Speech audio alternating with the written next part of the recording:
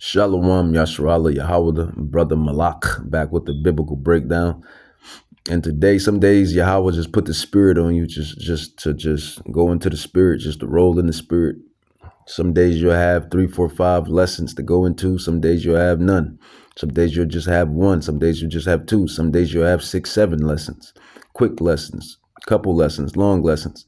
Whatever his spirit says to do, you'll do. And you know, the spirit is on me go into these lessons, but this one is not going to be too long, shouldn't be long. But as far as these this polycrisis, I'm going to call it polycrisis, because that's what you see playing out on the earth, these polycrisis. Let's look up the word polycrisis definition.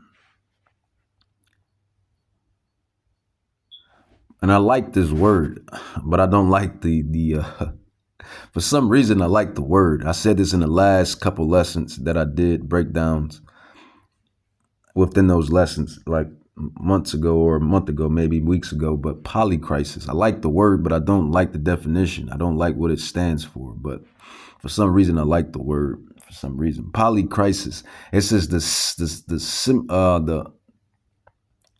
basically the occurrence of several catastrophic events.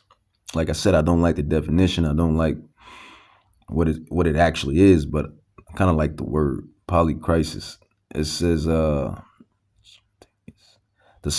simultaneous occurrence of several catastrophic events, and that's what you kind of see.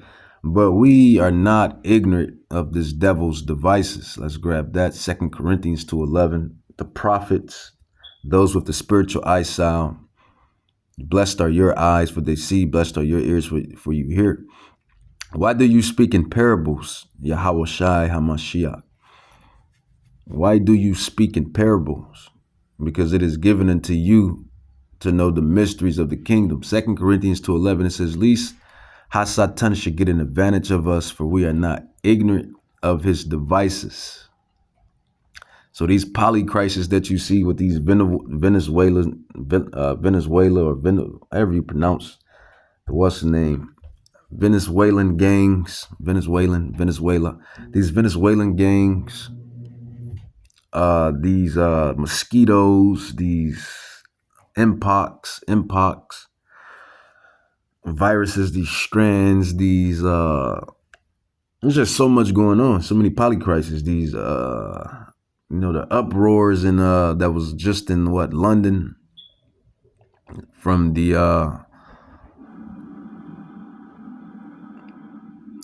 what else? It's a lot of stuff. It's funny that I can't recall and knock them down, but it's polycrisis, from the inflation, from the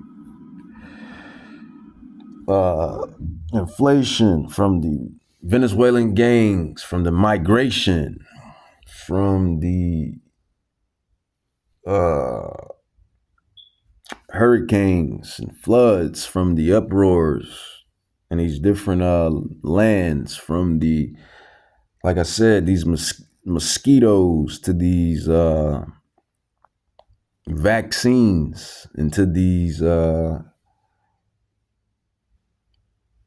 society, not so much society. Well, that's going to be the end result. Society collapse. That's prophesied in the scrolls, in these scriptures. But from the I said inflation, but inflation to the money system, the financial system being eradicated from the inside out, from these mom and pop stores being shut down, from the retail apocalypse, from the these new AI, artificial intelligence, taking over all of the gigs and workspaces, because that's what's coming. We prophets tell you all the time that this devil is setting up this digital dystopia. It's going to be a digital dystopia for us, but it's going to be a utopia for them. And that's what they want to set up. And Yahweh is going to let them, touch it a little bit. He's going to let them touch it. You know how you grab something? Well, I'm going with something sweet. You grab something sweet and you kind of like dip your finger in there and eat it. The whipped cream, the icing. Yahweh is going to allow them to get a little taste of it, but they're not going to finish they're not going to complete their enterprise, so to speak. But they're going to get a taste of it. So, this digital dystopia is what they're trying to establish on the earth. Like the devil said, you heard the devil say it from his own mouth. Claude Schwab's, this damn Edomite, this devil. You will own nothing and be happy. Sound like a slave to me, right? We're already slaves in this captivity. Israel, Yahweh, Yashra'Allah, Yahweh, Israel, Judah. But they're going to make you a super slave, a cyborg, a robot in this artificial world of artificial intelligence and madness. This is what this devil wants. And this is why we go into the prophecies of Revelations 13. He calls of all free bond, poor, rich, high status, low status, to take the mark, which is artificial intelligence, that the chips turning you into a cyborg, as I say. But, polycrisis, all of these things that's happening on the earth, from the viruses in the meat, deli meats, from the trucking industry, from these lockdowns that's supposed to come this fall, this winter, when this weather gets cold, and these viruses, it's flu season, virus season during the winter and cold, and all of this madness, these polycrisis.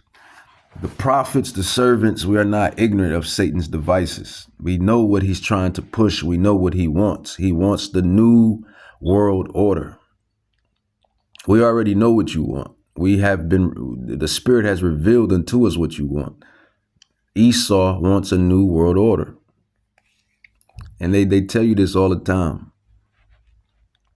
But we'll go with Obadiah 1:6. It says, how are the things of Esau searched out? How are his hidden things sought up? Well, they're sought up by Yahweh, by Hashem Yahushai, because he has given his servants the spiritual eye sound to reveal these things and to warn his people before these times commence.